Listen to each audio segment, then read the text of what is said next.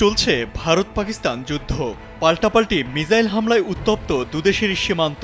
এর মধ্যে পাকিস্তানকে লক্ষ্য করে ভারতের চালানো মিসাইল ভুল করে নিজেদের শহর পাঞ্জাবের অমৃতসরে পড়েছে। বাহ্যিক দৃষ্টিতে দেখলে স্রেফ লক্ষ্যভ্রষ্ট বা নিজেদের ভুল বলে মনে হতে পারে, কিন্তু বিষয়টি এত সরল না। এর পেছনে আছে আরও গভীর কিছু ঘটনা। তাহলে কি মোদী সরকার পরিকল্পিতভাবেই নিজ দেশের মানুষকে টার্গেট করে মিসাইল ছুটছে? লক্ষ্যবস্তু বানাচ্ছে কি পাঞ্জাবের শিখ সম্প্রদায়কে? এমন কথা যদি সত্য হয়, তাহলে প্রশ্ন উঠছে, কেন নিজ দেশের মানুষকে মারতে চাইছে ভারত? এর উত্তর খুঁজতে আমাদের যেতে হবে 2 সপ্তাহ পেছনে। চলমান ভারত পাকিস্তান উত্তেজনার মধ্যে ভারতের চিরপ্রতিদ্বন্দ্বী পাকিস্তানের প্রতি প্রকাশ্যে সমর্থন জানিয়েছিলেন খালিস্তান আন্দোলনের নেতা গুরুপত ওয়ান্ত সিং পান্নুন।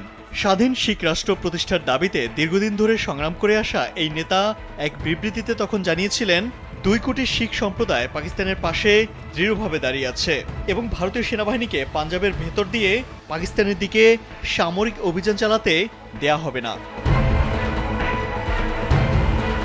এই ঘোষণার মাত্র 12 দিনের মাথায় পাঞ্জাবে গিয়ে পড়ল ভারতের ব্যালিস্টিক মিসাইল।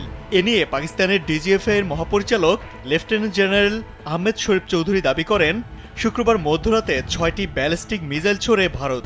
সেগুলো তাদের নিজ রাজ্য পাঞ্জাবেই পড়েছে।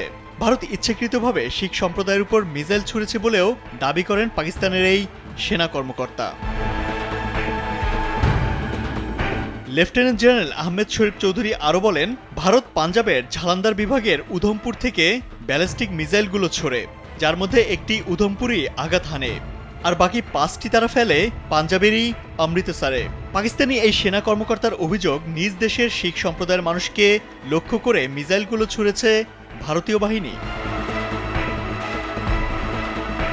ভারত নিজ দেশের শিখ সম্প্রদায়ের মানুষের উপর হামলা চালালেও তাদের প্রতি পাকিস্তানের সহমর্মিতা রয়েছে বলে জানান পাকিস্তানের ডিজিএফআই এর এই মহাপরিচালক। এর আগে অমৃতসরে রাতের বেলা সতর্কতামূলক সাইরেন বেজে ওঠে। তখন সেখানকার বিভাগীয় কমিশনার সবাইকে শান্ত থেকে ব্ল্যাকআউট পালনের অনুরোধ জানিয়েছিলেন। পাকিস্তানের এমন অভিযোগের পর ভারত অবশ্য এখনো কোনো প্রতিক্রিয়া জানায়নি।